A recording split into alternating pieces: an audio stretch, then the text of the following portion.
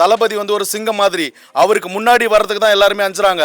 உங்களுக்கு எல்லாருக்குமே தெரியும் என்ன நடக்குது அப்படின்னு. தளபதிக்கு ஒரு பெரிய நல்ல விஷயங்கள் இதில் கரூர் விஷயத்துலேருந்து அவர் வந்து பெருசாக எல்லாத்தையும் பற்றி தெரிஞ்சுக்கினாரு.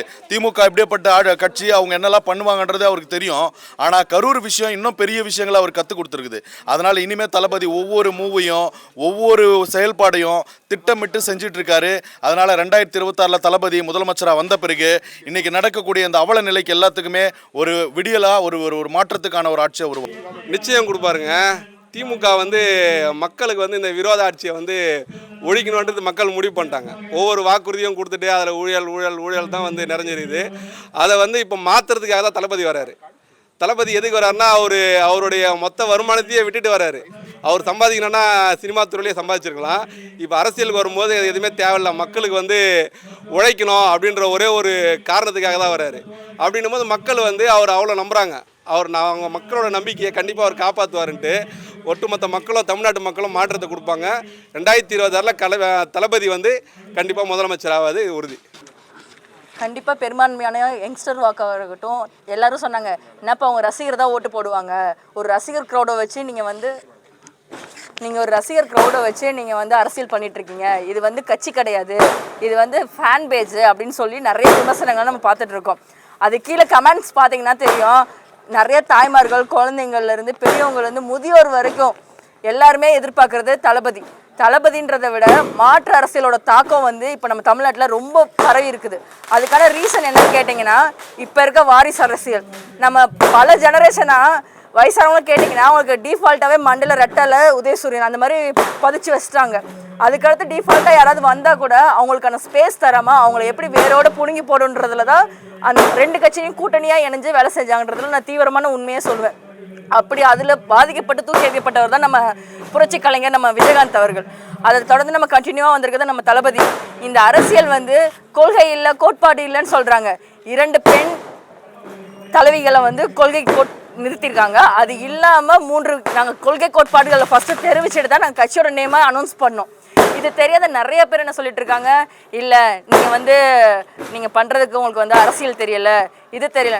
என்னங்க தெரியல, எங்களால் வந்து இப்போ ஒரு வீட்டு விசேஷத்துக்கு வரோன்னா எங்களுக்கு தெரியும், என் வீட்டுக்கு நான் இத்தனை நோட்டீஸ் தான் அடிச்சிருக்கேன், இத்தனை பேர் தான் வரப்போகிறாங்க, இவ்வளோ க்ரௌடு தான் என்னால் ஹேண்டில் பண்ண முடியும் தெரியும்.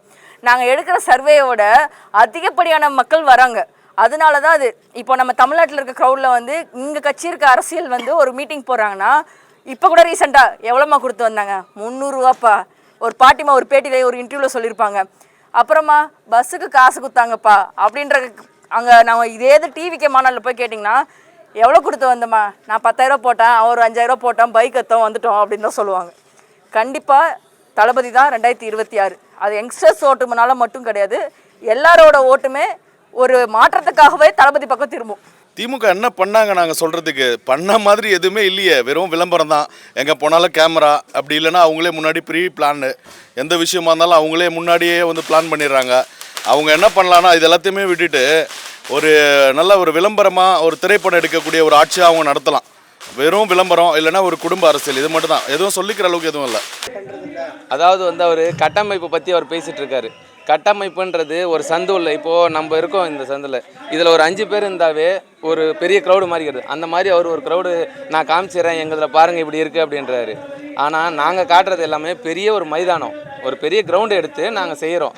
அப்போ செய்யும்போது அதில் வர கூட்டமே அதை பார்க்க முடியாத அளவுக்கு அது மேலே செவரில் ஏறுது, நீங்கள் இதுவில் மரத்தில் ஏறுதுன்னு சொல்கிறீங்க.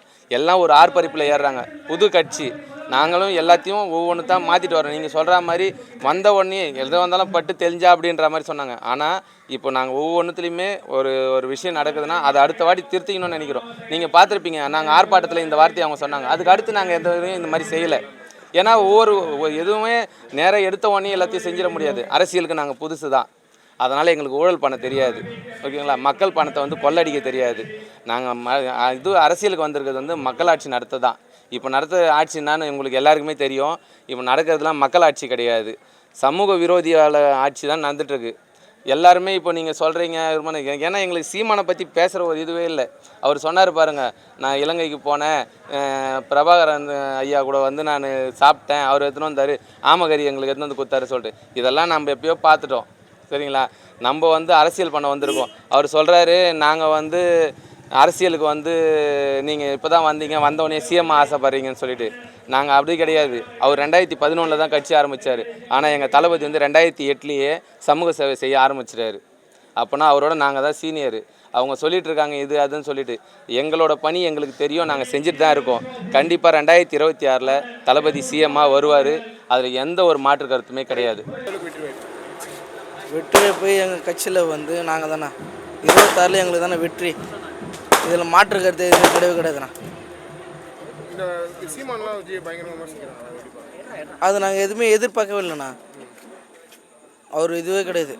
ஏன்னா அவர் வந்து ஒரு அரசியலில் வந்து ஒரு கவுன்சிலர் ஒரு எம்எல்ஏ எதுவுமே கிடையவே கிடையாது.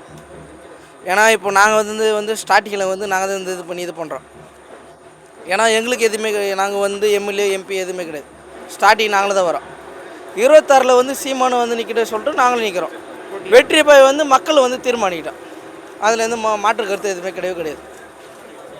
அது வந்து மக்கள் தான் வந்து தீர்மானிக்கணும்.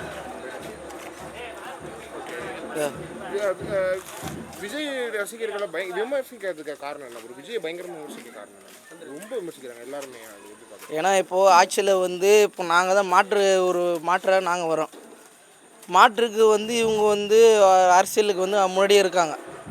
அதுக்கு மாற்றாக நாங்கள் வந்து இவங்களுக்கு ஓட்டு வந்து இது பண்ணி இது பண்ணுறதுக்கோசம் இவங்க வந்து மாற்று கருத்தை வந்து நிற்கிறாங்க, விமர்சனம் வந்து பண்ணுறாங்க. அதுக்கு வந்து நாங்கள் எதுவும் இது பண்ண முடியாது. ஏன்னா ஆட்சியில் வந்து இப்போ நாங்கள் தான் நிற்கிறோம். ஒரு 2 வருஷமாக நாங்கள் தான் வந்து முன்னாடி வந்து நின்று நாங்கள் இது பண்ணுறோம். அதுக்கு வந்து எதுவும் இது பண்ண முடியாது. அவர் மக்களுக்கு சேவை செய்யறதுக்காக வர்றாரு. அவர் தான் வரணும். நாங்கள் அவரை தான் வர வைப்போம். அவர் ஆரம்பத்துலேருந்தே எனக்கு பிடிக்கும், சின்ன வயசுலேருந்தே.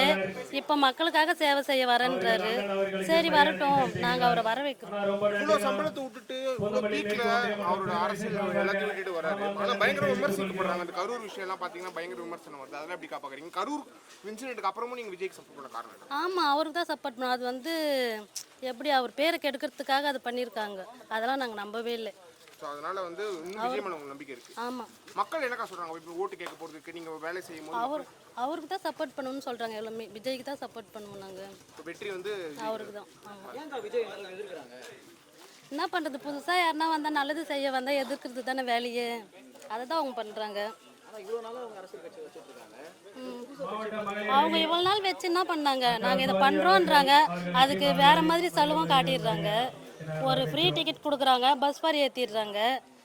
அதே போல் காய்கறி இதெல்லாம் விலை ஏற்றிக்கினே போகிறாங்க. ஏதாச்சும் ஒன்று ஃப்ரீயாக கொடுத்தா அதுக்கு ஏற்ற மாதிரி வேறு எதுவும் அவங்க காட்டுறாங்க.